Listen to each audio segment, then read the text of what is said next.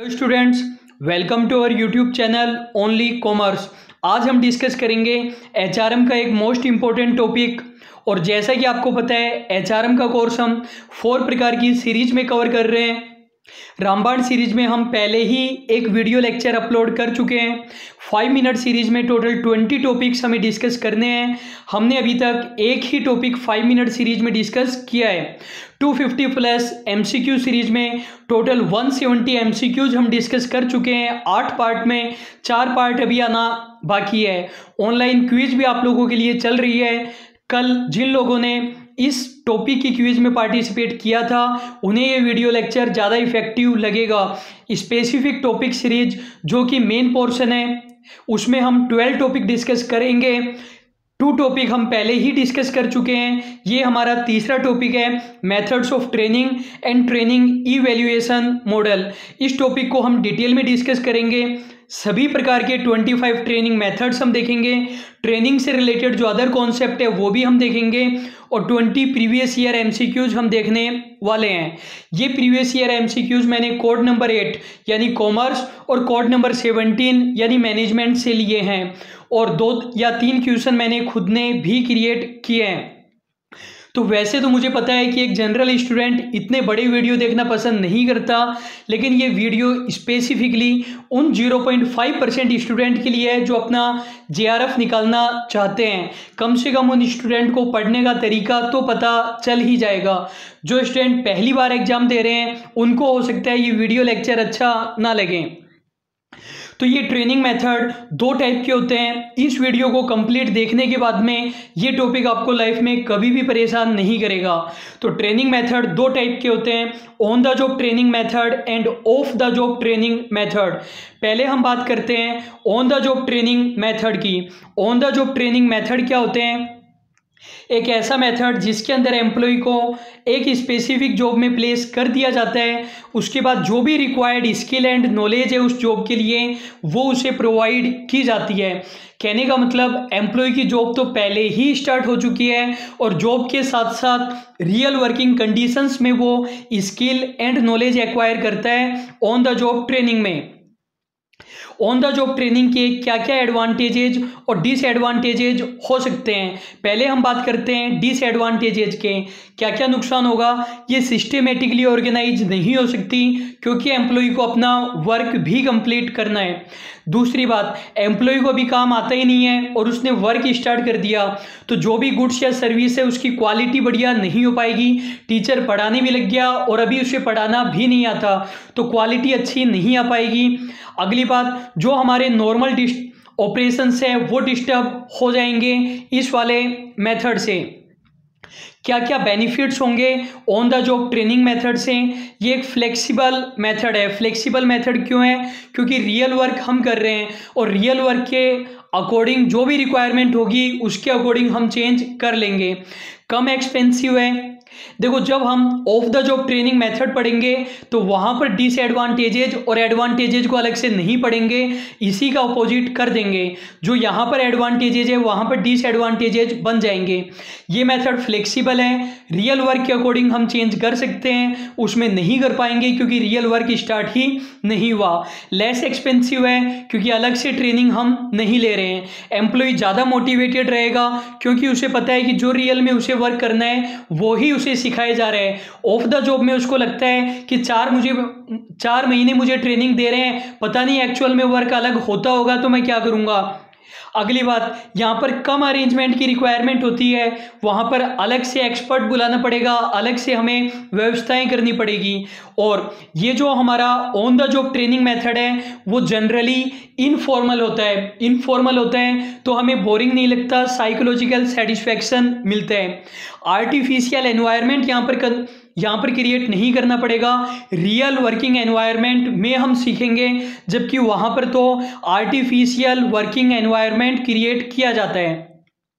On the job method में कितने method हो सकते हैं? ये total 10 method on the job के अंदर आते हैं। लेकिन खास बात है, ये जो डीमोनेस्ट्रेशन मेथड है इसमें कुछ जगह पर इसको ऑफ द जॉब माना गया है और कुछ जगह पर ऑन द जॉब माना गया है। लेकिन NTA UGC net paper code 8 में एग्जाम में क्वेश्चन आया हुआ है और वहां पर इसको डीमोनेस्ट्रेशन को ऑन द जॉब माना गया था। तो मैं आपको रिकमेंड करूंगा डीमोनेस्ट्रेशन को आप ऑन द जॉब मेथड मान लीजिए। वैसे आप सर्च करेंगे तो कुछ जगह आपको ऑफ द जॉब मेथड में भी ये देखने को मिल सकता है। अब हम इन 10 मेथड्स को डिटेल में डिस्कस करते हैं। सबसे पहले है हमारा इंटर्नशिप। इंटर्नशिप में क्या होता है, जैसे कि आप सीए के कोर्स में आर्टिकलशिप लेते हो या इंजीनियरिंग में होता है या होटल मैनेजमेंट में होता है, जो चीज़ें आपको थ्योरेटिकली सिखाई जाती है उन्हीं चीज़ों को आपको प्रैक्टिकली भी सिखाया जाता है। ये स्पॉन्सर्ड रहते हैं एजुकेशनल इंस्टीट्यूट या यूनिवर्सिटीज से। जो बढ़िया मैनेजमेंट करवाने वाले इंस्टीट्यूट है वो एग्रीमेंट करके रखते हैं होटल वगैरह के साथ या फिर जो भी टाटा वगैरह की कंपनियां हैं और वहाँ पर अपने स्टूडेंट्स को भेज देते हैं, वहाँ से वो ट्रेनिंग ले सकते हैं। नेक्स्ट है हमारा second job rotation. Job rotation का मीनिंग आप सभी को पता है। जॉब रोटेशन में क्या होता है, एक एम्प्लॉय को बार बार दूसरी तीसरी चौथी जॉब पर ट्रांसफर किया जाता है। जॉब लगभग सेम लेवल की रहेगी, वर्क डाइवर्स रहेगा लेकिन जॉब का लेवल सेम रहेगा। ये नहीं है कि एक नॉर्मल वर्कर को मैनेजर के रूप में ट्रांसफ़र कर दिया जाए। सेम लेवल की जॉब रहेगी और जो पेमेंट है वो नहीं बढ़ेगा। इसे लेटरल मूवमेंट भी कहा जाता है। जैसे ये एक रियल एग्जांपल है, एसबीआई में जब प्रोबेशन होता है 2 साल का तो वो अपने एम्प्लॉयज को 2 साल तक जॉब रोटेशन से ट्रेनिंग देता है। बैंक में ये जॉब रोटेशन वाला मेथड काफ़ी ज़्यादा फेमस होता है। जब आप बैंक जाते हो तो आप लोग देखते होंगे एक एम्प्लॉय जो पहले किसी अदर काउंटर पर बैठा था 1-2 महीने बाद में अलग काउंटर पर बैठा है। इससे क्या होगा, एम्प्लॉय थोड़ा ऑलराउंडर बनेगा और जो अदर एम्प्लॉयज है उनकी प्रॉब्लम्स को सीखने में भी एम्प्लॉय को हेल्प मिलेगी। तीसरा हमारा मेथड है कोचिंग या फिर अंडर स्टडी। अंडर स्टडी का मतलब एक तरीके से स्टूडेंट या फिर शागिर्द। तो कोचिंग या अंडर स्टडी में क्या होता है, नाम से लग रहा है कोचिंग, इसके अंदर एक कोच होगा। कोच कौन होगा, सीनियर होगा जो कि हमें ट्रेनिंग प्रोवाइड करता है और साथ में हमें फीडबैक भी देता रहेगा कि आप अच्छा कर रहे हो या नहीं कर रहे हो। लेकिन इस मेथड में कमी क्या है, ट्रेनी को कई बार अपने आइडियाज़ रखने की अपॉर्चुनिटी नहीं मिल पाती। जैसे कि क्लास में जनरली कम्युनिकेशन कैसा होता है, डाउनवर्ड होता है कि अपवर्ड होता है, डाउनवर्ड होता है। स्टूडेंट अपने आइडियाज़ उतने अच्छे से डिस्क्लोज नहीं कर पाते हैं। नेक्स्ट हमारा मेथड है job instruction method. Job instruction method में क्या होता है, ये भी कोचिंग के जैसे ही होता है। ट्रेनर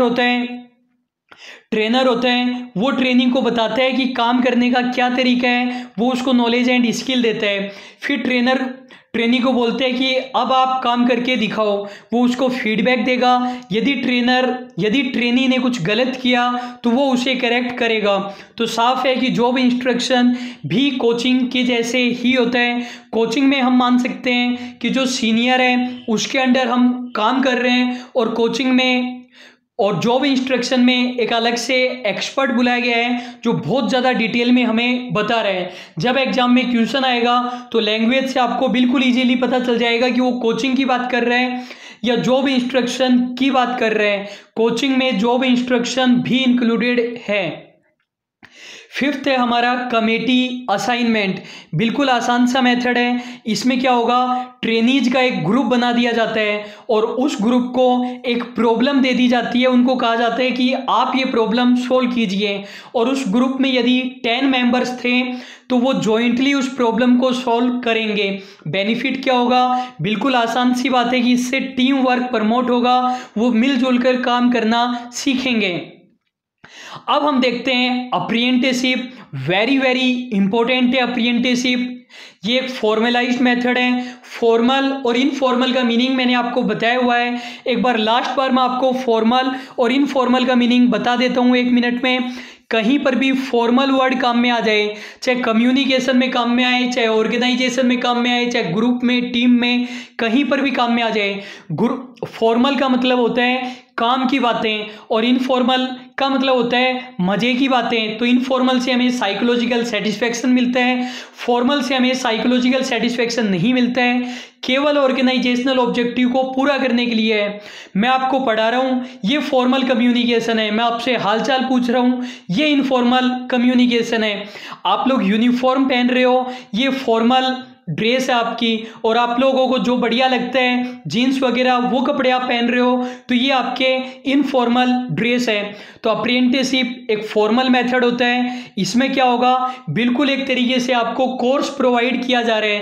पहले आपको क्लास में सिखाएंगे कि आपको रियल वर्किंग कंडीशन में कैसे करना है।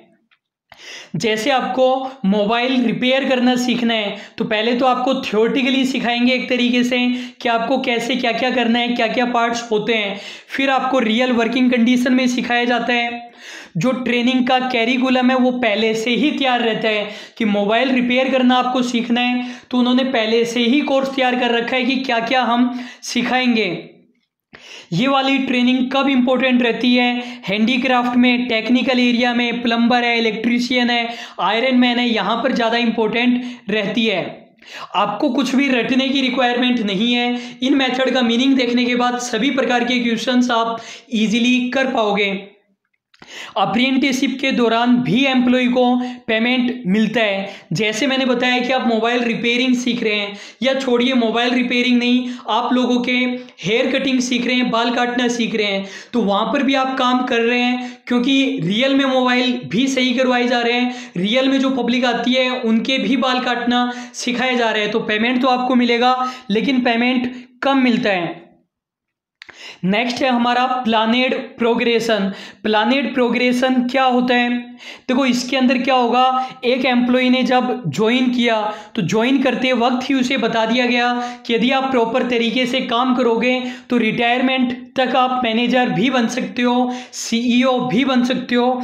एक तरीके से एम्प्लॉय को पाथ बताया जा रहा है डेवलपमेंट का, कि आपका डेवलपमेंट कैसे होगा, किस डायरेक्शन में आपको काम करना है। यहाँ पर बताया जाता है कि एडवांसमेंट की रिक्वायरमेंट क्यों है, आपको अपनी नॉलेज क्यों बढ़ानी है, रिक्वायरमेंट ही क्या है एडवांसमेंट की।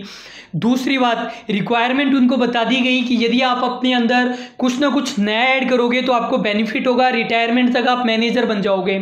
फिर एम्प्लॉय पूछेगा कि एडवांसमेंट के लिए मैं क्या करूं, तो उसे कुछ तरीके बताए जाएंगे कि आप इन तरीकों से अपनी नॉलेज बढ़ा सकते हो।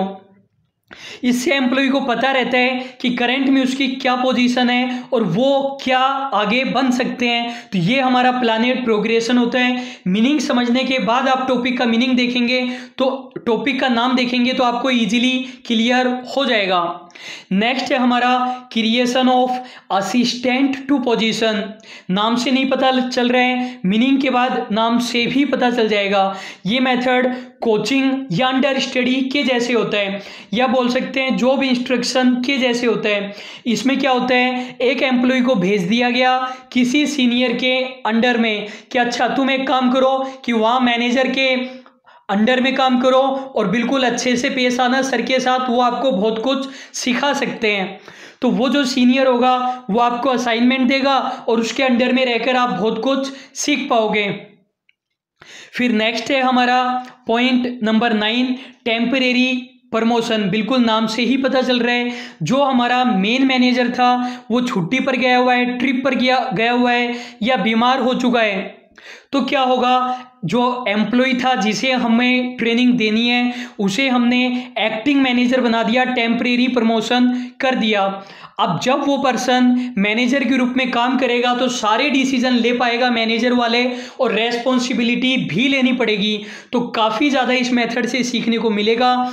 जैसे एक्टिंग प्रेसिडेंट होता है, एक्टिंग पीएम होता है। जब पीएम या प्रेसिडेंट में कैजुअल वैकेंसी हो गई, जब उन्होंने अपने पद से इस्तीफा दे दिया, जब उन्हें विश्वास हो गया कि सत्ता तो जहर है, तब हम नया या फिर एक्टिंग प्रेसिडेंट या पीएम अपॉइंट कर देंगे।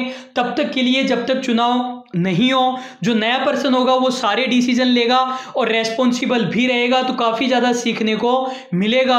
अभी केजरीवाल जी को उनकी तबीयत खराब है, तो हो सकता है कि एक्टिंग सीएम हमें अपॉइंट करना पड़े, या लेफ्टिनेंट गवर्नर आप कह सकते हो दिल्ली के लिए।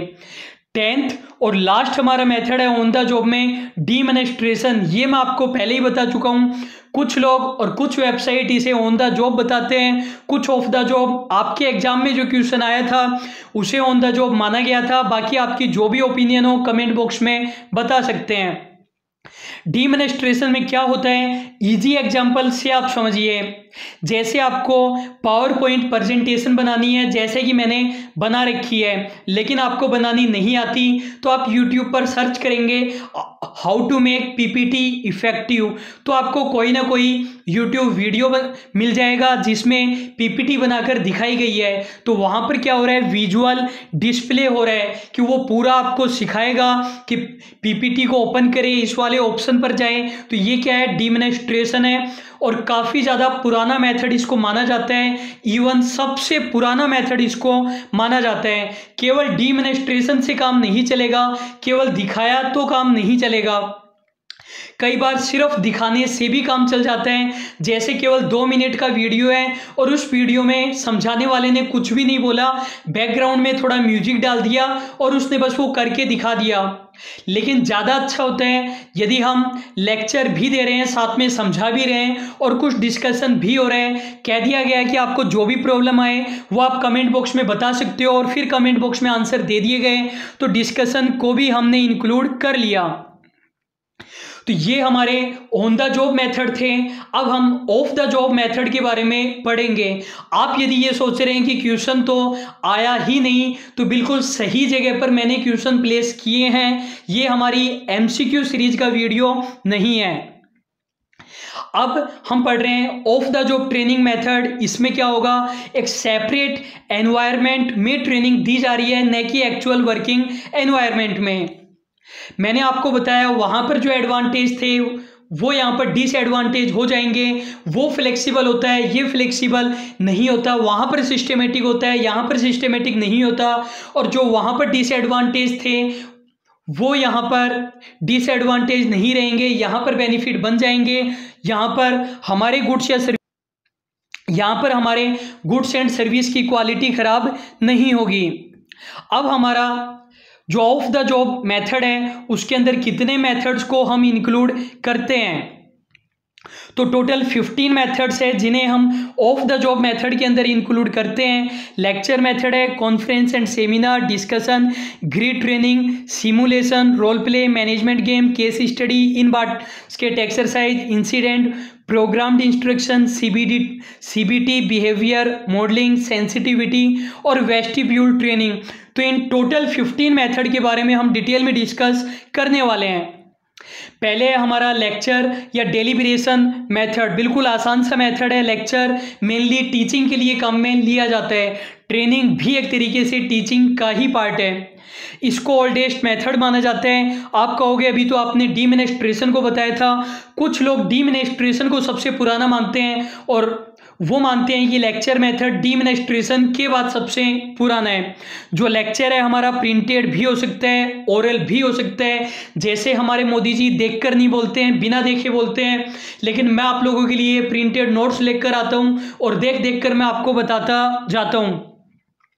लेक्चर का मतलब क्या है, किसी को किसी चीज के बारे में हम बता रहे हैं, वही लेक्चर है। लेक्चर किस पर फोकस कर रहा है, नॉलेज पर फोकस कर रहा है। और जनरली ये मैनेजेरियल लेवल के लोगों के लिए होता है, मतलब जिन लोगों की स्किल बढ़िया है, दिमाग बढ़िया है, उन लोगों के लिए होता है। जो कमजोर लोग हैं उनके लिए हो सकता है डिस्कशन या डीमोनेस्ट्रेशन मेथड हम काम में लें। नेक्स्ट है हमारा कॉन्फ्रेंस एंड सेमिनार। जैसे आजकल बहुत सारी यूनिवर्सिटीज वेबिनार ऑर्गेनाइज करवा रही है, जैसे जब से कोविड-19 आया है सेमिनार को वेबिनार में कन्वर्ट कर दिया गया है। वैसे हालांकि अभी तक यूजीसी ने क्लेरिफाई नहीं किया है कि ये जो भी वेबिनार हो रहे हैं, ई सर्टिफिकेट दिए जा रहे हैं, इनको मान्यता दी जाएगी या नहीं दी जाएगी। कॉन्फ्रेंस का सीधा सा मतलब है बहुत सारे लोगों की मीटिंग हो रही है और वो किसी सब्जेक्ट पर डिस्कस कर रहे हैं, तो जो एवरी पार्टिसिपेंट है उसे मौका मिलता है कंट्रीब्यूट करने का, वहां पर आप भी अपनी बात रख सकते हैं। नेक्स्ट हमारा तीसरा मेथड है डिस्कशन मेथड। डिस्कशन मेथड को लेक्चर वाले मेथड से ज़्यादा अच्छा माना जाता है। लेक्चर मेथड डेमोक्रेटिक नहीं होता, वहाँ पर जो लिसनर है वो ज़्यादा नहीं बोल पाता, टू फ्लो कम्युनिकेशन नहीं हो पाता, लेकिन यहाँ पर इंटरेक्शन होगा, जो लिसनर है वो भी अपनी बात कह पाएगा, टू वे कम्युनिकेशन होगा, फीडबैक भी मिल जाएगा हमें। कहने का मतलब टीचर और स्टूडेंट डिस्कस कर रहे हैं तो जो टीचर को नहीं आता वो स्टूडेंट बता पाएंगे, डिस्कस हो पाएगा बढ़िया तरीके से, क्वेश्चनिंग हो पाएगी, अच्छे अच्छे क्वेश्चन पूछे जाएंगे, लॉजिक्स रखे जाएंगे, तो ज़्यादा अच्छी चीज़ें निकल कर सामने आएगी। डेमोक्रेटिक इसको माना जाता है। जो आपके पेपर 1 में टीचिंग एप्टीट्यूड है वहाँ पर भी ये काम में आ जाएगा। ग्रिड ट्रेनिंग मेथड, ये हमने एमसीक्यू सीरीज में भी देखा था। इसके अंदर ट्रेनिंग देते वक्त हमने कुछ फेज बना लिए, स्टेप बना ली, और वो सीक्वेंस में होती है। जनरली 6 स्टेप होती है, जब 1 कंप्लीट हो जाएगी तभी हम 6th में आएंगे। 6 स्टेप में एक साल भी लग सकता है, 6 ईयर में भी कंप्लीट हो सकती है।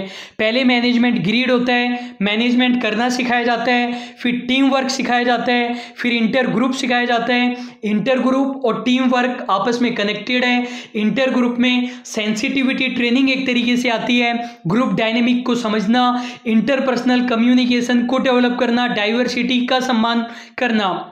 फिर कॉर्पोरेट मॉडल कैसे तैयार किया जाए, जो मॉडल तैयार किया उसे कैसे इंप्लीमेंट किया जाए, और फिर सिस्टम की कमियां देखी जाती है। कंसर्न फॉर पीपल पर यह मेथड फोकस करता है। 5th हमारा मेथड है सिमुलेशन। सिमुलेशन का मतलब कुछ ऐसी परिस्थितियां क्रिएट करना जिससे कि उस चीज़ को बढ़ावा मिले। जैसे आपके सामने मिठाइयाँ रख दी गई तो किस चीज़ को बढ़ावा मिलेगा, आपकी भूख को बढ़ावा मिलेगा। सिमुलेशन का मतलब आर्टिफिशियल रूप से हम कुछ परिस्थितियां क्रिएट कर रहे हैं जिससे किसी चीज़ को बढ़ावा मिलता है। तो इसके अंदर आर्टिफिशियल एनवायरनमेंट हम क्रिएट करते हैं, और वो artificial environment actual working condition के नियर होता है। तो हम जो भी सीख रहे हैं वो कंट्रोल्ड सेटिंग में सीख रहे हैं। कंट्रोल सेटिंग वर्ड में काम में क्यों ले रहा हूँ कि जो भी परिस्थितियां हैं वो हमने खुद ने बनाई है, तो हम उन पर कंट्रोल कर सकते हैं। यदि रियल वर्किंग कंडीशन होती, मतलब ऑन द जॉब ट्रेनिंग होती, तो हम कंट्रोल नहीं कर पाते। तो सिमुलेशन एक ब्रॉड टर्म है जिसके अंदर management game, case study, role playing, in basket और वेस्टिब्यूल ट्रेनिंग आती है। ये पांचों मेथड सिमुलेशन मेथड का ही पार्ट माने जाते हैं। क्वेश्चन हम देखते हैं, ये क्वेश्चन मैंने खुद ने क्रिएट किया है। Which of the following is not a simulation method of training. इन 4 में से सिमुलेशन मेथड कौन सा नहीं है। आप लोगों को रटना नहीं है, इस टॉपिक में स्टूडेंट रट कर चले जाते हैं कौन कौन सा ऑन द जॉब, कौन कौन सा ऑफ द जॉब। आपको सोचना है, सोचकर करेंगे तो ज़्यादा अच्छा आपका एग्जाम होगा। तो बताना है कि कौन सा सिमुलेशन मेथड नहीं है। Role play, management game, in basket, conference and seminar. तो डी हमारा आंसर हो जाएगा।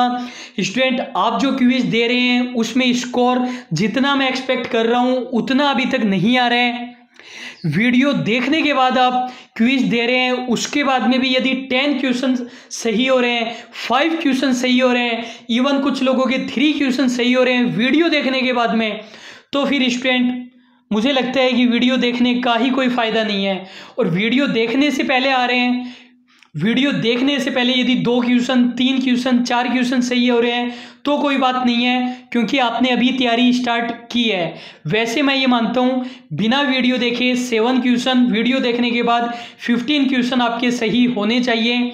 यदि इतने नहीं हो रहे हैं तो आपको मेहनत की रिक्वायरमेंट है, और काफ़ी ज़्यादा मेहनत की रिक्वायरमेंट है, तभी स्कोर बढ़ेगा। क्वेश्चन जब भी आप लोग करते हैं तो वीडियो को स्टॉप करके क्वेश्चन के बारे में सोचें। ये नहीं कि टीचर आंसर बता रहा है उसको हमने सुन लिया।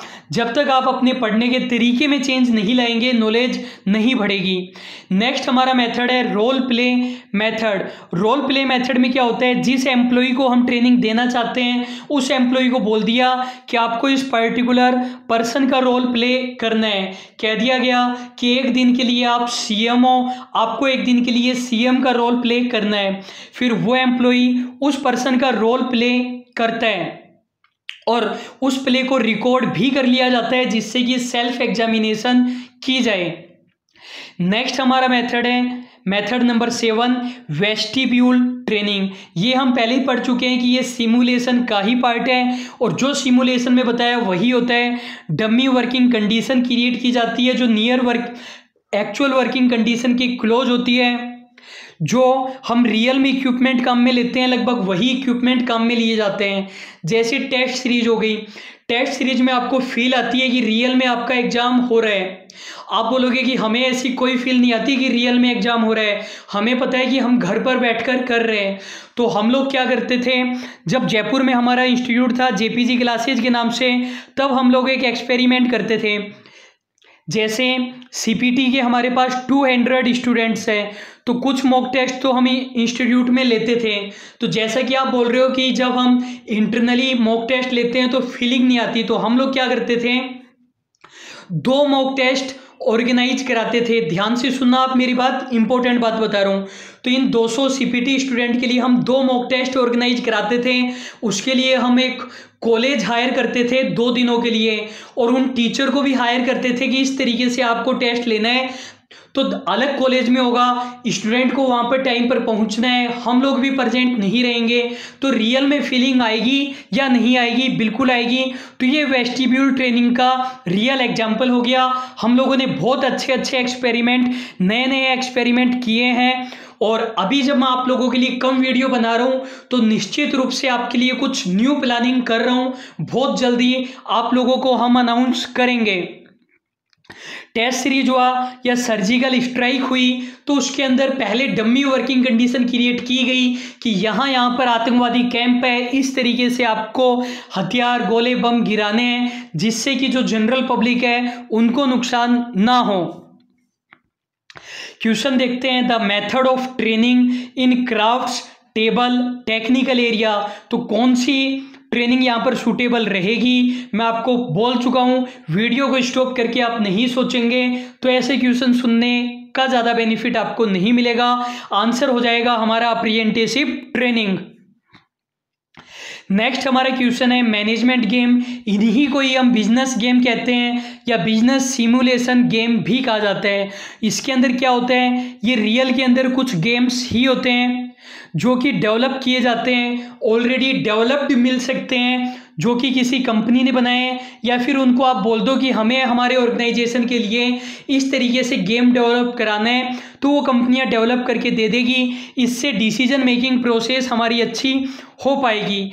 इसमें भी एक तरीके से आर्टिफिशियल एनवायरनमेंट है। जब आप गेम में पार्टिसिपेट कर रहे हो तो वो चीज़ें उन्हीं से ही तो रिलेटेड है जो आपको रियल में करना है। एम्प्लॉय को ग्रुप्स में डिवाइड कर दिया जाता है, एम्प्लॉय को कंपटीशन फील होता है, अच्छा लगता है क्योंकि वो गेम में पार्टिसिपेट कर रहे हैं और वो बहुत सारी चीज़ें सीख जाते हैं।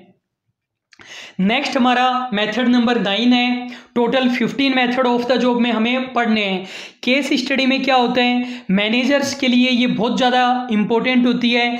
जैसे सत्यम की केस स्टडी पढ़ी जा रही है। सत्यम आप लोगों को पता है बहुत बड़ा घोटाला हुआ, जैसे पीएनबी में हुआ, यस बैंक में हुआ, तो सत्यम की केस स्टडी पढ़ी जा रही है। तो एक तरीके से आप क्या करोगे, डिटेल्ड डिस्क्रिप्शन कलेक्ट करोगे कि कंपनी कब स्टार्ट हुई, किन लोगों ने क्रिएट की, कितने शेयर थे, घपला होना कहाँ से स्टार्ट हुआ, कैसे स्टार्ट हुआ। तो ये जो डिटेल्ड डिस्क्रिप्शन वर्ड है ये काफ़ी ज़्यादा इंपॉर्टेंट है। केस स्टडी की यदि डेफिनेशन आएगी तो ये वर्ड लिखा जरूर आएगा। तो केस स्टडी में आप डिटेल्ड डिस्क्रिप्शन कलेक्ट करेंगे। और ये वाला मेथड किससे रिलेटेड है, प्रॉब्लम को हम आइडेंटिफाई करते हैं और सोल्व करते हैं। प्रॉब्लम को हमने आइडेंटिफाई कैसे किया, प्रॉब्लम थी सत्यम बर्बाद क्यों हुआ यस बैंक में, या पीएनबी में घोटाला क्यों हुआ, ये प्रॉब्लम आइडेंटिफिकेशन, और वो चीज़ कैसे अराइज हुई ये जानेंगे तभी सॉल्यूशन हो पाएगा। जो ट्रेनी को पहले से पता है वो अप्लाई कर पाएगा और बहुत सारी नई चीज़ें भी सीख पाएगा। ट्रेनर केवल फैसिलिटेटर का काम करेगा। टीचर ने आपको बोला कि सत्यम पर आपको केस स्टडी करनी है, तो टीचर तो आपको केवल फैसिलिटेटर का काम करेगा, सारा काम आपको खुद करना है। इससे आपकी स्किल बढ़ेगी, डिसीजन मेकिंग, और आपकी एनालिटिकल पावर भी बढ़ेगी। फिर देखो 11th हमारी मेथड है। 10th कहाँ गया, देखते हैं, अगर एक मेथड कम हुआ होगा तो फिर हम कभी डिस्कस कर लेंगे। इन बास्केट एक्सरसाइज में क्या होता है, इन दिस मेथड, इसमें क्या होता है, किसी एम्प्लॉय को वेरियस प्रॉब्लम्स दे दी जाती है। जैसे मान लीजिए कि आपको किसी पोस्ट पर अपॉइंट किया जा रहा है, आप मान लीजिए कि किसी कॉल सेंटर की जॉब कर रहे हैं, आप बोलेंगे सर आप ये हमारे लिए आज छोटी छोटी जॉब क्यों ढूंढ कर लेकर आए हैं, हेयर कटिंग लेकर आ गए या फिर मोबाइल रिपेयर, कॉल सेंटर, ये हम केवल टॉपिक समझने के लिए मान रहे हैं। तो जैसे मान लीजिए आप कॉल सेंटर की जॉब कर रहे हैं, इसके लिए आपको ट्रेनिंग दी जा रही है, तो आपको 50 प्रॉब्लम्स दे दी गई, 50 प्रॉब्लम्स की लिस्ट दे दी गई। और ये प्रॉब्लम्स की लिस्ट कैसे तैयार की गई, जो भी रियल में प्रॉब्लम्स आती है उनके बेसिस पर 50 प्रॉब्लम्स की लिस्ट तैयार कर दी गई कि जो कस्टमर है वो आपसे अभद्र तरीके से बात करेगा, बहुत ज़्यादा पकाएगा, जो इन्फॉर्मेशन है ही नहीं वो पूछेगा, तो इस तरीके से लिस्ट तैयार कर दी गई। फिर एम्प्लॉय को बोला जाता है कि आप क्या डिसीजन लेंगे इन सिचुएशन में, आप भी उसके साथ उसी तरीके से बात करने लग जाएंगे या फ़ोन काट देंगे, क्या करेंगे। तो एम्प्लॉय खुद अपना डिसीजन लेता है, डिसीजन का अप्रेजल किया जाता है, एम्प्लॉय को स्कोर दिया जाता है कि आपने बढ़िया काम किया या बेकार किया। फिर है हमारा इंसिडेंट मेथड। इंसिडेंट का मतलब कुछ एग्जाम्पल हो गए, तो ये भी इन बास्केट के जैसा ही है एक तरीके से। तो यहाँ पर जो भी एक्चुअल में घटित हुआ या विभिन्न ऑर्गेनाइजेशन में टाइम टाइम पर घटित हुआ, उनके बेसिस पर कुछ इंसिडेंट तैयार कर लिए गए और उन इंसिडेंट के रिगार्डिंग पूछा जाता है कि इन परिस्थितियों में आप क्या करेंगे। जैसे जो भी यस बैंक या पीएनबी के मैनेजर वगैरह के साथ हुआ कि उनको ऑफर आया कि आप इन कंपनियों को लोन दे दीजिए, यही आपके पास आएगा, तो आप क्या डिसीजन लेंगे। तो ये हमारा इंसिडेंट मेथड होता है। 12 फिर से आ चुका है, तो टोटल 15 मेथड है, केवल नंबरिंग ही मिस्टेक हुआ है, कोई भी मेथड हमने नहीं छोड़ा है। प्रोग्राम्ड इंस्ट्रक्शन मेथड, ये ध्यान रखना, प्रोग्राम्ड इंस्ट्रक्शन अलग है और जॉब इंस्ट्रक्शन अलग है। जॉब इंस्ट्रक्शन के नाम से ही लग रहा है जॉब को सिखाते वक्त इंस्ट्रक्शन दे रहे हैं, वो ऑन द जॉब है, और programmed instruction of the job method है। इसके अंदर हम क्या करते हैं कि जो भी हमारा कंटेंट है उसके लिए हमने पहले से ही तैयार कर लिया है किस सीक्वेंस में हमें ट्रेनिंग देनी है। जैसे मैंने पहले से ही सीक्वेंस तैयार किया हुआ है कि मैं कैसे कैसे आपको क्या क्या टॉपिक करवाऊंगा। फिर देखो जनरली इसमें ट्रेनर नहीं होता है, ऐप सॉफ्टवेयर वगैरह के थ्रू हम करते हैं। यदि आपने कभी टाइपिंग सॉफ्टवेयर काम में लिया है या नहीं लिया है तो भी आप ले सकते हैं फ्यूचर में भी। इसमें क्या होता है, टाइपिंग सॉफ्टवेयर में लेवल होते हैं, शुरुआत में आपको बिल्कुल ईजी लगेगा, जैसे जैसे आप करते जाओगे लेवल टफ होता जाएगा। स्टेप्स हम देखते हैं, स्टेप आप देखोगे बिल्कुल ईजिली समझ में आ जाएगा। एक्चुअली ये स्टेप नहीं है, बताया गया है कि इस मेथड में क्या क्या होते हैं। टोटल कंटेंट को स्मॉल सेक्शन में डिवाइड कर दिया जाता है, बीच बीच में क्वेश्चंस पूछे जाते हैं। जैसे छोटे बच्चों के लिए बायजूस वगैरह ने कोर्स तैयार किया है, तो बच्चों से क्वेश्चन पूछे जा रहे हैं ऐप के द्वारा, फीडबैक मिल जाता है, बच्चा जब जवाब दे रहे हैं, और सेल्फ पेसिंग अप्रोच रहती है। यदि स्टूडेंट जल्दी जल्दी जवाब दे रहा है तो स्पीड बढ़ जाएगी, वरना स्लो रहेगा। और सिंपल टू कॉम्प्लेक्स अप्रोच रहती है। टाइपिंग सॉफ्टवेयर में डायरेक्टली कॉम्प्लेक्स आएगा तो काम ही नहीं चलेगा। प्रोग्राम्ड इंस्ट्रक्शन के अंदर ही हम देख रहे हैं, बीएफ स्किनर ने कॉन्सेप्ट दिया था ऑपरेंट कंडीशनिंग या वर्बल बिहेवियर। इसमें इन्होंने चूहे पर प्रयोग किया था। साइकोलॉजी आप लोगों के कोर्स में नहीं है, टीचिंग एप्टीट्यूड में कभी कभार कोई क्वेश्चन आ जाता है, अभी हम इसके बारे में डिटेल में नहीं जाएंगे। ऑपरेंट कंडीशनिंग का सीधा सा मतलब है कुछ हम परिस्थितियां क्रिएट कर रहे हैं जिससे कि किसी पर्सन को किसी चीज़ की आदत पड़ जाए। तो प्रोग्राम्ड इंस्ट्रक्शन इसी पर ही बेस्ड था। फिर आपने पेपर फर्स्ट में टीचिंग एप्टीट्यूड में रॉबर्ट मिल्स गेगने का प्रोग्राम लर्निंग पढ़ा होगा, क्रमानुगत अनुदेशन का सिद्धांत, तो वो इन्होंने इसी मेथड को बेस में रखकर बनाया था। वो प्रोग्राम्ड लर्निंग है और ये प्रोग्राम्ड इंस्ट्रक्शन है। 14th हमारा मेथड है बिहेवियरल मॉडल। अच्छा मेथड है, नाम से पता नहीं चलेगा मेथड क्या होता है। स्टेप आप देखिए, बिल्कुल इजीली समझ में आ जाएगा। सबसे पहले ट्रेनीज को फिल्म या वीडियो दिखाया जाता है, फिर उनको बोला जाता है जैसे वीडियो में हुआ वैसा आप खुद कीजिए। रीएनफोर्समेंट दिया जाता है। रीएनफोर्समेंट का कॉन्सेप्ट भी बीएफ स्किनर ने दिया था। मतलब रीएनफोर्समेंट में क्या होता है, दो चीज़ें होती है। यदि गलत किया जा रहा है तब तो आप उसको डीमोटिवेट करते हो, और अच्छा किया जा रहा है तो मोटिवेट किया जाता है। जैसे आप लोग कम क्वेश्चन कर रहे हो, क्विज अच्छे से नहीं दे रहे हो, तो मैं आपको उन चीज़ों को डीमोटिवेट करता हूँ, गलत तरीकों को, और आप कुछ अच्छा कर रहे हैं तो सही तरीके को मोटिवेट करता हूँ। फिर जो हमने सीखा वो हम हमारे बिहेवियर में लेकर आते हैं। जैसे एथिक्स हमने सीखी तो हम हमारा बिहेवियर चेंज करेंगे थोड़ा बहुत, वरना सीखने का क्या फ़ायदा। तो जो हमने ट्रेनिंग में सीखा वो हम हमारे बिहेवियर में लेकर आएंगे। फिर हम देखेंगे कि उससे ट्रेनिंग से कुछ फ़ायदा भी हुआ या नहीं हुआ। जैसे आपके घर में मैरिज है तो आप डांस सीख रहे हैं वीडियो देखकर, इसमें फोकस किस पर किया जा रहा है कि हम कुछ नया काम कैसे करें, इस पर फोकस किया जा रहा है। क्वेश्चन देखिए, विच one of the following is a training technique in which trainees acts out part in A realistic management situation. तो क्या आंसर आएगा इसमें? इसमें हमारा आंसर आ जाएगा रोल प्लेइंग। नेक्स्ट हमारा क्वेश्चन है training technique in which trainees are first shown good management technique in a film are asked to play roles in a simulated situation and are then given feedback and praised by their supervisor is called। क्या होगा answer इसमें? Behaviour modelling हमारा answer हो जाएगा। MCQ series में जब हमने ये क्वेश्चन किया था आंसर हमने गलत कर दिया था। लास्ट 15th हमारा मेथड है sensitivity training. Very very important है सेंसिटिविटी ट्रेनिंग। इसी का नाम टी ग्रुप, इसी का नाम लेबोरेटरी ट्रेनिंग, तो ध्यान रखना। इसके अंदर क्या होता है, नाम से ही लग रहा है सेंसिटिविटी, तो एम्प्लॉय को ज़्यादा सेंसिटिव होना सिखाया जा रहा है। ज़्यादा सेंसिटिव किसके लिए? अदर लोगों के लिए और ग्रुप डायनेमिक के लिए। अदर लोगों के लिए और ग्रुप डायनेमिक के लिए सेंसिटिव होने का क्या मतलब है? जैसा आप खुद के लिए महसूस करते हैं वैसा ही दूसरों के लिए भी आप महसूस करें।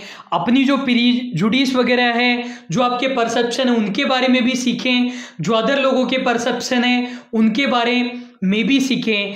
बिहेवियर स्किल यहाँ पर डेवलप की जाती है, वैसे तो सभी लेवल के लिए है, फिर भी जो सुपरवाइजरी लेवल है उनके लिए ज़्यादा इम्पोर्टेंट है। यदि हम एम्प्लॉय को इंटरपर्सनल स्किल वगैरह सिखाएंगे, यदि हम एम्प्लॉय को इंटरपर्सनल स्किल सिखाएंगे, डाइवर्सिटी का सम्मान करना सिखाएंगे, तो हम ऑर्गेनाइजेशन में कुछ भी चेंज लाएंगे तो वो इजीली ला सकते हैं। ये बहुत ज़्यादा इंपॉर्टेंट होता है क्योंकि ऑर्गेनाइजेशन में डिफरेंट डिफरेंट कल्चर के लोग होते हैं, डिफरेंट डिफरेंट स्टेट से आए हुए हैं, डिफरेंट डिफरेंट ओपिनियन होती है, डिफरेंट डिफरेंट पॉलिटिकल ओपिनियन होती है, जो फूड हैबिट्स होती है वो अलग अलग होती है। तो ये चीज़ें उन्हें सिखाई जाती है। फ्यूचर में हम हमारे ऑर्गेनाइजेशन में चेंज करते हैं तो एम्प्लॉय मोटिवेटेड होते हैं और वो इजीली कर सकते हैं। ये इंपॉर्टेंट बात है, पूछी जाती है एग्जाम में कि किसने ये मेथड दिया था। कूट लेविन ने दिया था। कूट लेविन की हम एक थ्योरी पढ़ते हैं, फील्ड थ्योरी, उसी को इन्होंने बेस के रूप में काम में लिया था इस मेथड के लिए। और ये भी याद रखना, इस मेथड को सेंसिटिविटी, टी ग्रुप या लेबोरेटरी ट्रेनिंग भी कहा जाता है। क्वेश्चन हम देखते हैं, which of the following statements are true? Sensitivity training was developed by Kurt Lewin. In basket exercise is a stimulated training method. Depth interview is also known as directive interview. Job evaluation is carried out for promoting job satisfaction. तो यहाँ पर ये बोल रहा है दो statement correct है, तो ढूंढने आपको दो स्टेटमेंट कौन कौन से करेक्ट हैं।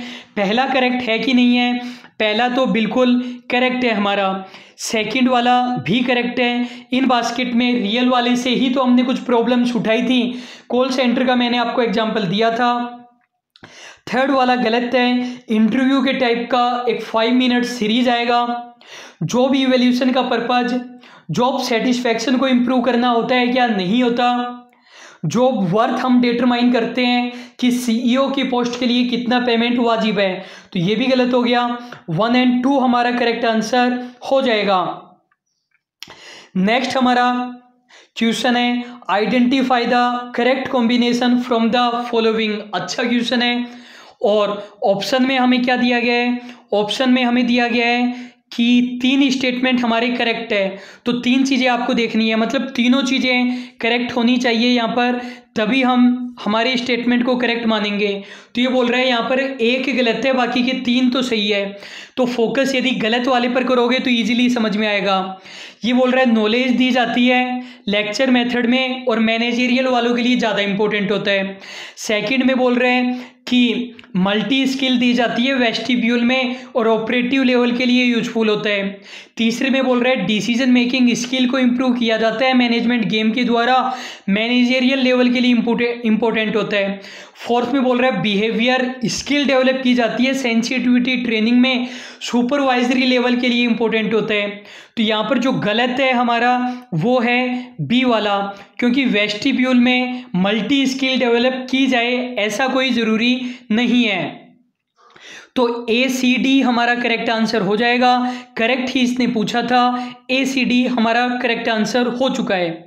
क्वेश्चन देखिए, choose the incorrect code for the statement given below. ये क्वेश्चन गलत है, गलत था, इसको मैंने करेक्ट किया है। एक बार आप मेरी बात ध्यान से सुनना, उसके बाद आप अपनी ओपिनियन कमेंट बॉक्स में बता सकते हैं। तो हमें क्या बताना है इसमें? इनकरेक्ट कोड बताना है और 3 स्टेटमेंट हमें दिए गए हैं और ये बोल रहे हैं या तो सभी स्टेटमेंट इनकरेक्ट है या फिर 2 स्टेटमेंट इनकरेक्ट है या फिर 1 स्टेटमेंट इनकरेक्ट है। तो बिल्कुल क्लियर पता होना चाहिए हमें। T group and sensitivity training are not the same. T group participant belong to a diverse group and may not be familiar with each other. T group training session are well structured. तो यहाँ पर कौन कौन से गलत है? तो 1 और 2 हमारा आंसर आ जाएगा। 1 और 2 हमारे गलत है। 1 में बोल रहा था T group and sensitivity training same नहीं होती, सेम होती है। सेकंड में बोल रहा है टी ग्रुप में जो ग्रुप है वो डाइवर्स होता है। बिल्कुल सही बात है, डाइवर्स तो होता है लेकिन वो फैमिलियर होता है एक दूसरे के लिए, यही तो सिखाए जा रहे हैं। अब इस क्वेश्चन में देखो गलत क्या है। जब एग्जाम में ये क्वेश्चन आया था वहां पर इनकरेक्ट नहीं लिखा हुआ था, करेक्ट लिखा हुआ था कि करेक्ट कोड कौन सा है, और आंसर यही दिया गया था कि जो 1 और 2 है वो हमारे करेक्ट है। अब देखो 1 और 2 हमारे करेक्ट कैसे हो सकते हैं? इम्पॉसिबल है, हो ही नहीं सकते। मैंने कुछ टीचर के नोट्स भी देखे थे, वहाँ पर क्वेश्चन ऐसे ही दिया हुआ है कि कौन से स्टेटमेंट करेक्ट है और 1 और 2 को करेक्ट माना गया है। आप अपनी ओपिनियन कमेंट बॉक्स में बता सकते हैं कि ऐसा कैसे हो सकता है। फिर हमारा क्वेश्चन है बेथल मेने of USA was the pioneer. Pioneer का मतलब होता है किसी चीज़ को पहली बार स्टार्ट करने वाला, इनोवेटर या फिर अन्वेषणकर्ता। Of which one of the following laboratory training method of employ training. ये बोल रहा है यूएसए का जो बेथल मेने है वो पायोनियर था कौन से एम्प्लॉय ट्रेनिंग मेथड का। कितना शानदार क्वेश्चन है। तो देखो स्टूडेंट, जैसा कि आपको पता है आपके यूजीसी नेट के एग्जाम में नेगेटिव मार्किंग नहीं होती है, फिर भी जिसके फर्स्ट रैंक आएगी उसके 70 या 75% से ज़्यादा नहीं आएगा। नेगेटिव मार्किंग नहीं होने पर भी 70 से 75% से ज़्यादा मार्क्स नहीं आते हैं। कंक्लूजन क्या निकलता है कि पेपर ही इतने शानदार लेवल का बनाया जा रहा है और हर पेपर में कम से कम ये मानकर चलो कि आपके जो 150 क्वेश्चन है पेपर 1 और 2 में मिलाकर 150 में से 20 क्वेश्चन ऐसे होते हैं जो बहुत ज़्यादा टफ होते हैं। 20 मत मानो, 15 मान लेते हैं। 15 क्वेश्चन ऐसे होते हैं जो केवल एक जेआरएफ कैंडिडेट ही कर सकते हैं, उसको भी पसीने आ जाएंगे। और ये एग्जामिनर की ही क्वालिटी है कि वो ऐसे क्वेश्चन ढूंढ पा रहे हैं और बिल्कुल कर सकते हैं। मैं आपको 5 ऐसे क्वेश्चन दे सकता हूँ जो मुझे पता है कि हजारों में से एक स्टूडेंट ही कर पाएगा। अब ये क्वेश्चन ऐसा ही है। नेट का एग्जाम क्यों नहीं निकलता, एक पॉइंट और बता रहा हूँ, आपको मोटिवेशन जरूर मिलेगा। आप मेरी बात ध्यान रखना। और ये वाला जो पॉइंट बता रहा हूँ एग्जाम नहीं निकलने का, सभी एग्जाम में अप्लाई होता है। स्टूडेंट देखो पहली बार एग्जाम देता है तब उसके आ जाते हैं लगभग 48% आ जाते हैं। मतलब जो भी उसकी कट ऑफ गई उससे उसके 5% कम मार्क्स आते हैं। आप मेरी बात ध्यान से सुनना, स्टूडेंट पहली बार एग्जाम देता है और जितनी भी उसकी कट ऑफ गई उससे 5% कम उसके मार्क्स आते हैं। स्टूडेंट रह गया एग्जाम में, अब अपना ईगो मेंटेन करने के लिए स्टूडेंट लोगों को कहता है कि भाई मैंने तो बिना पढ़े पेपर दिया था और 2-4% सही रहा हूँ। और स्टूडेंट को ऐसा लगता है बिना पढ़े जब इतने आ गए तो तब मैं 10-15 दिन पढ़ूंगा और 4-5% फिर से बढ़ जाएंगे। अब ये जो 48 और 53% है, यहाँ पर 15 दिन का अंतर नहीं है, यहाँ पर 150 दिन का अंतर है। फिर से स्टूडेंट 15 दिन पढ़कर पेपर देता है और फिर से वो 2-4% से रह जाता है। अब थोड़ा सा कॉन्फिडेंस डाउन होता है, अब वो फिर से बिना पढ़े पेपर देता है या 1 मंथ पढ़कर देता है, फिर से रहता है कॉन्फिडेंस टोटल डाउन। मैं आपको एक रामबाण तरीका बता रहा हूं, उससे आपके सारे एग्जाम क्लियर हो जाएंगे। वैसे मेरे को पता है ये वाला जो रामबाण तरीका है हर एग्जाम पर लगेगा, लेकिन ये वाला तरीका किसी को भी पसंद नहीं आएगा। 1% को पसंद आएगा और 1% ही रिजल्ट जाता है। बिल्कुल ध्यान से सुन लेना, बिल्कुल रामबाण तरीका है। अगर आपके एग्जाम क्लियर नहीं हो कमेंट बॉक्स में बता देना कि आपका तरीका गलत है। आप अपना एग्जाम दीजिए, जो भी आपका करंट आने वाला एग्जाम है बिल्कुल बढ़िया से पढ़कर जितनी बढ़िया आप तैयारी कर सकते हैं। चाहे आपके एग्जाम में 10 दिन बचे हों चाहे 100 दिन बचे हों। अभी जैसे नेट का एग्जाम 2 महीने बाद में है, लेकिन लोग बोल रहे हैं कि दिसंबर में होगा। हो सकता है कि दिसंबर में हो, जितना टाइम मिले आप तैयारी करके एग्जाम दीजिए, लेकिन एग्जाम के जस्ट अगले दिन से फिर से लग जाइए तैयारी के। मतलब 2 अटेम्प्ट आपको देने हैं, पहला अटेम्प्ट आपने दिया उसके जस्ट अगले दिन से फिर से लग जाना है।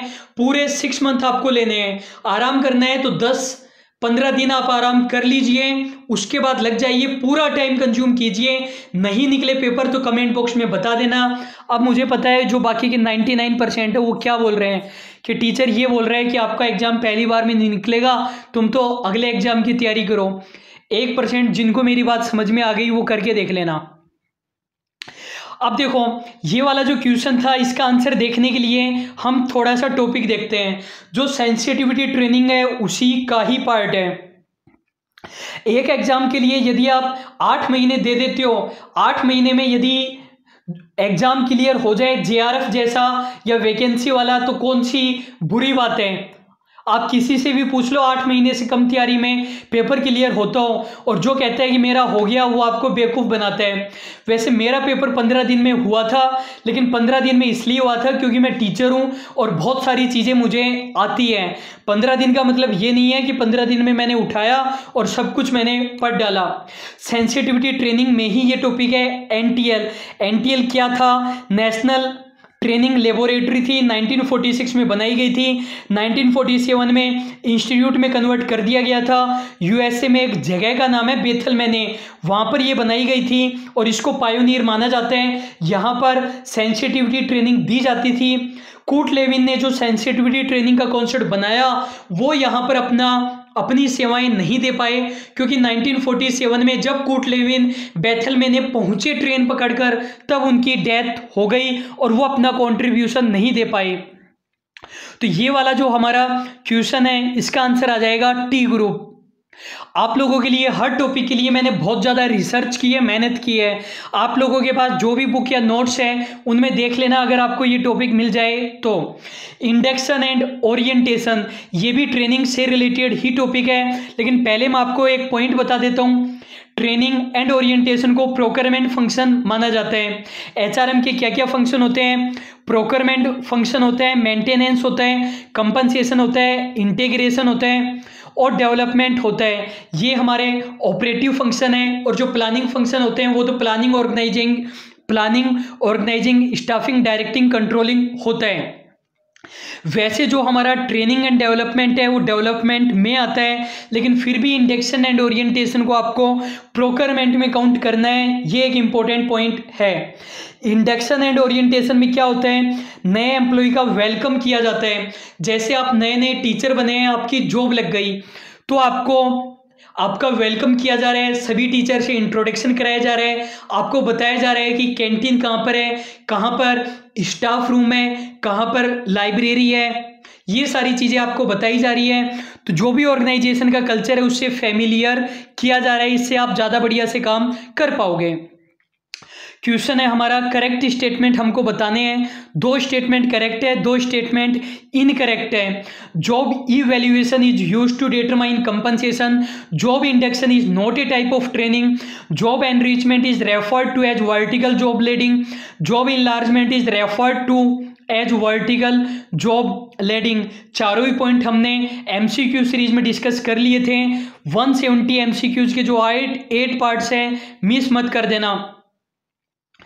तो देखो बताने हैं हमें करेक्ट स्टेटमेंट। पहला स्टेटमेंट करेक्ट है कि नहीं है, बिल्कुल करेक्ट है। सेकंड वाला भी करेक्ट है तो ट्रेनिंग का ही पार्ट। तीसरा वाला भी हमारा करेक्ट है। 2 चीज़ें होती है, जॉब एनरिचमेंट और जॉब इनलार्जमेंट। जो जॉब इनरिचमेंट है उसको हम मानते हैं वर्टिकल लोडिंग, और जॉब इनलार्जमेंट है उसको मानते हैं हॉरिजॉन्टल लोडिंग। जॉब इनलार्जमेंट को हॉरिजॉन्टल लोडिंग क्यों माना जाता है? क्योंकि इसके अंदर जो एक्स्ट्रा वर्क दिए जा रहे हैं वो उसी लेवल की दिए जा रहे हैं, जबकि जॉब एनरिचमेंट में कुछ और बढ़िया चैलेंजिंग वर्क हमें दिए जा रहे हैं। तो 1 और 2 हमारा करेक्ट है। एक बार फिर से देखते हैं। देखो पहले वाले में क्या बोल रहा था कि job evaluation is used to determine compensation, तो ए तो हमारा करेक्ट है। Job induction is not a type of training लिखा हुआ है, नोट हमने नहीं पढ़ा, तो बी गलत हो जाएगा। जॉब एनरिचमेंट वर्टिकल है, ये हमारा करेक्ट है। जॉब इनलार्जमेंट वर्टिकल है क्या? नहीं है, वो तो हॉरिजॉन्टल होता है। तो ए एंड सी हमारा करेक्ट आंसर है, सी एंड ए। नेक्स्ट हमारा क्वेश्चन है, induction of employee refers to organisation awareness, training programme, introduction, assignment of duties. Introduction हमारा ज्यादा करेक्ट आंसर है।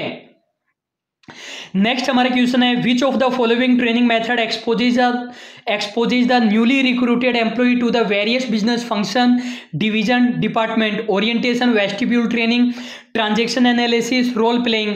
आंसर आ जाएगा यहाँ पर हमारा ओरिएंटेशन। नेक्स्ट हमारा क्वेश्चन है, नेक्स्ट हमारा टॉपिक है evaluation of training programme.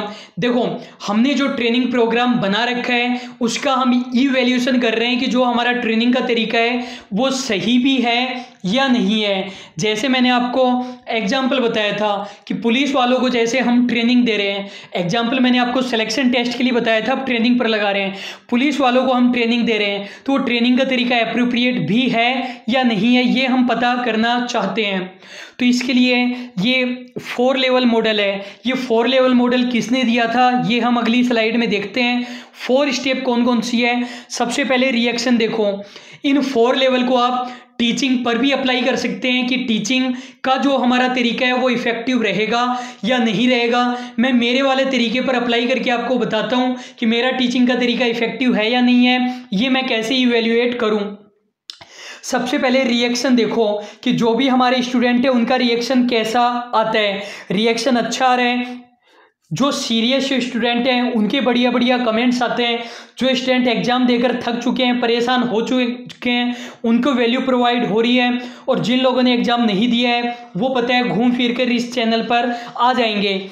Learning level का मतलब क्या है, मैंने आपको बताया जब भी आप कुछ सीखते हो तो अपने बिहेवियर के अंदर चेंज लेकर आते हो, लेकिन ये वाली चीज़ तो हम लेंगे तीसरे वाले पॉइंट में, जो आप अपने बिहेवियर में चेंज लाते हो। लर्निंग लेवल का मतलब है जो भी हमारा टारगेट था सीखने का वो टारगेट हमारा अचीव हुआ या नहीं हुआ। मैंने आपको पढ़ाया उससे आपके 11th-12th के तो क्वेश्चन हो रहे हैं, लेकिन नेट यूजीसी के क्वेश्चन नहीं हो रहे। नेट यूजीसी में भी जो 48% क्वेश्चन है, जो सभी के क्वेश्चन होते हैं वही वाले सही हो रहे हैं, जो हाई लेवल के क्वेश्चन है बाकी के 52% वो नहीं हो रहे हैं। तो लर्निंग लेवल का मतलब जो भी हमारा रिक्वायर्ड स्किल थी वो हमें मिल रही है कि नहीं मिल रही। रिजल्ट के अंदर फाइनल रिजल्ट हम निकाल रहे हैं, तो जब आपका एग्जाम होगा रिजल्ट आएगा तब मुझे पता चल जाएगा कि जो मेरा तरीका था वो काम किया भी या नहीं किया। तो ये हमारा इवैल्यूएशन ऑफ ट्रेनिंग प्रोग्राम होता है। जो रिएक्शन है उसे यदि अपन जो रिएक्शन है उसे यदि हम डॉक्यूमेंट कर लें तो ज़्यादा बढ़िया रहेगा, क्योंकि मुझे याद नहीं रहेगा कौन सी वीडियो पर कैसा रेस्पॉन्स आया था। डॉक्यूमेंट कर लेंगे और खासकर जो नेगेटिव चीज़ें हैं उनका डॉक्यूमेंटेशन कर लो तो आप अपने प्रोग्राम में चेंज कर पाओगे। फिर लर्निंग वाले में हम ये देख रहे हैं कि जो रिक्वायर्ड स्किल थी वो मिली या नहीं मिली। इसके लिए आप फीडबैक ले सकते हो, टेस्ट ले सकते हो। जैसे ऑनलाइन क्विज है, उससे पता चल रहा है ना कि जो रिक्वायर्ड स्किल है वो मिल रही है कि नहीं मिल रही। जो बिहेवियर, आपके एटीट्यूड में क्या चेंज आया या नहीं आया। और रिजल्ट तो हमें रिजल्ट से पता चलेगा। कंपनी के केस में ROI से पता चल सकता है, या फिर ट्रेनिंग के बाद में आप कैसे पेश आ रहे हो। टीचर की ट्रेनिंग हुई, सरकारी टीचर की, अब वो बच्चों के साथ ज़्यादा बढ़िया से पेश आ रहे हैं, ज़्यादा बढ़िया पढ़ा पा रहे हैं, तो पता चल जाएगा इस चीज़ से। ये वाला मेथड किसने डेवलप किया था? डोनाल्ड किर्कपैट्रिक ने डेवलप किया था 1959 में। टीचिंग मेथड में इनका नेम इम्पोर्टेंट है। आप बोलोगे टीचिंग में इम्पोर्टेंट है तो ट्रेनिंग में क्यों पढ़ रहे हैं? ट्रेनिंग भी टीचिंग का ही पार्ट है। 1975 में इन्होंने इसको डेवलप किया। 1993 में फिर से इन्होंने डेवलप कर दिया। उसके बाद इनका सन जेम्स, इन्होंने इसको डेवलप किया। फिर जेम्स की वाइफ वेंडी केसर किर्कपैट्रिक, इन्होंने भी अपना कंट्रीब्यूशन दिया। और 2016 में इनकी book I 4 level of training evaluation. Book का नाम याद रखना। JRF वालों के लिए ऐसे ही क्वेश्चन बनाए जाते हैं, कुछ बुक वाले तो अपडेट ही नहीं करते। तो देखो हमारा पॉइंट है, क्वेश्चन है हमारा, match the items of list 1 with the items of list 2, the item relate to evaluation and follow up of training process. 4 चीजें हमें लेफ्ट में दे रखी है, रिजल्ट, लर्निंग। तो ये 4 चीजें हमें लेफ्ट में दे रखी है और 4 चीजें हमें राइट में दे रखी है, इनको हमें मैच करना है। Result, learning, reaction and behaviour. और राइट साइड में हमें दे रखा है document the learner immediate response to the training, non supervisor reaction to learners performance following completion of the learning, use feedback device or pre and post test to measure what learner have actually gained, determine the level of improvement in job performance. देखो NET के exam में 2-4 question ऐसे आते हैं जिसमें सारे option correct नहीं होते हैं, वहाँ पर जो 2-3 करेक्ट मिले उसी की बेसिस पर हमें करना होता है। जो राइट साइड में हमें पहला दे रखा था document the learners immediate response, इसके अंदर तो बिल्कुल साफ है, ये तो हमें सी के अंदर ही आएगा। तो सी के अंदर हमारा आंसर आ जाएगा 1। जो सेकंड हमें दे रखा है, पहले हम देखते हैं ए वाला, रिजल्ट वाला। रिजल्ट वाले के अंदर हम करेंगे 4, determine the level of improvement in the job performance. फिर बी वाले के अंदर हम कर देंगे 3। कैसे पता करेंगे कि लर्निंग हुई या नहीं हुई? फीडबैक या फिर टेस्ट लेकर। और लास्ट वाले में हमारा 2 आ जाएगा। 4, 3, 1, 2 हमारा करेक्ट आंसर हो जाएगा। नेक्स्ट इसका भी क्वेश्चन आया हुआ है, तो एक बार हम देख लेते हैं। अप्रेंटिसशिप एक्ट 1961, तो ये आपको याद रखना है। अप्रेंटिसशिप के लिए एक्ट होता है 1961। इस एक्ट में बताया गया है कि जो अप्रेंटिसशिप है उसे कितना पेमेंट मिलेगा, कैसे क्या काम होगा। तो सबसे पहले 1959 में वॉलेंट्री बेसिस पर नेशनल अप्रेंटिसशिप स्कीम स्टार्ट की गई थी। फिर एक्ट बना दिया गया, कंपलसरी कर दिया गया चीज़ों को 1 मार्च 1962 से। और इस एक्ट में अमेंडमेंट किए गए 1973 और 1986 में। नेट के एग्जाम में इस टाइप के क्वेश्चन भी आते हैं कि कौन से एक्ट में कब अमेंडमेंट किया गया। क्वेश्चन क्या आया था एग्जाम में? During which plan was the national apprenticeship training scheme was introduced. तो जो हमारे 5 ईयर प्लान थे जिन्हें अभी तो बंद कर दिया गया है नीति आने के बाद में, तो ये स्कीम कौन से वाले के दौरान आई थी? ये हमें पता है 1959 में आई थी। पहला प्लान हमारा 51 से 56 था और दूसरा प्लान 56 से 61 था।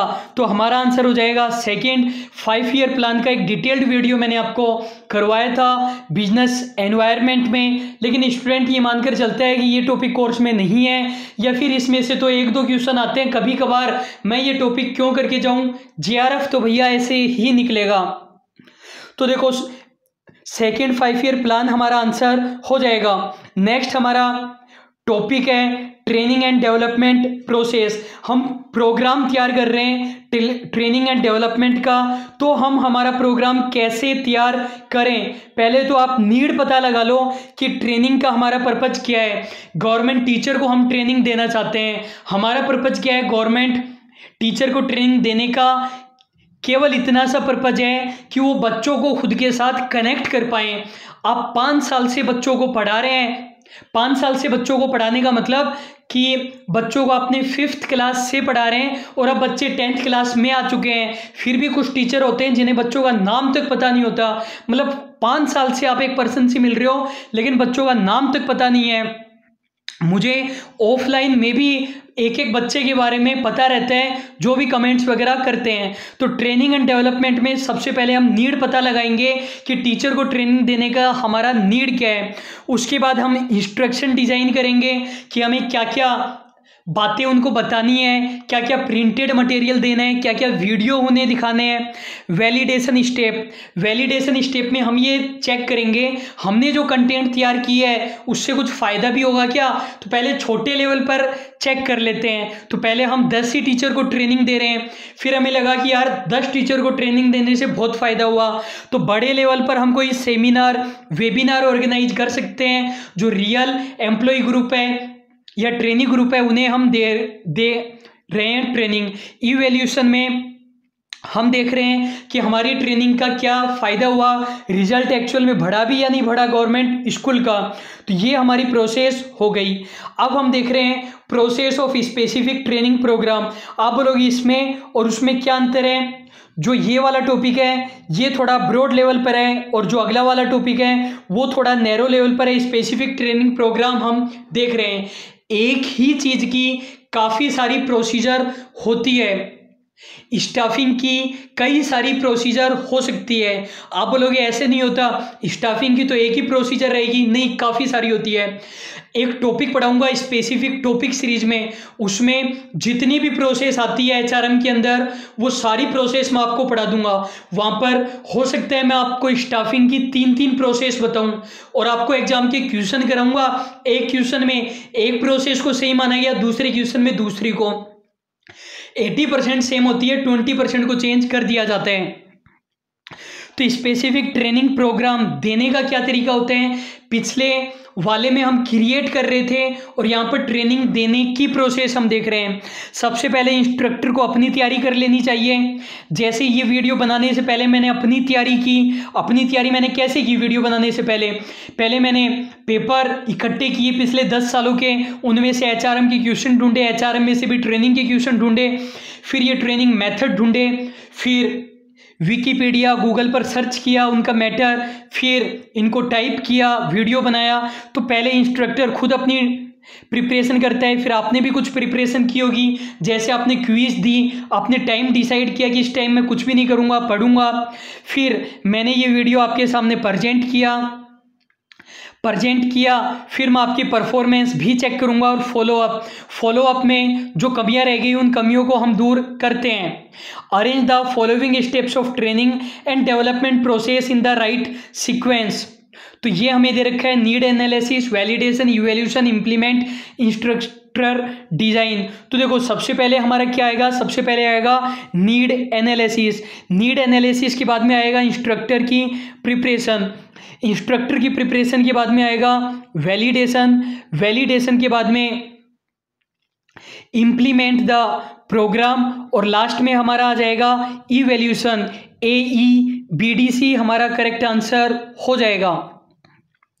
नेक्स्ट हमारे क्वेश्चन है one of the acceptable method of obtaining feedback of training. Training का फीडबैक हमें पता करना है, तो कैसे पता करेंगे, स्ट्रक्चर्ड इंटरव्यू से हम पता कर सकते हैं।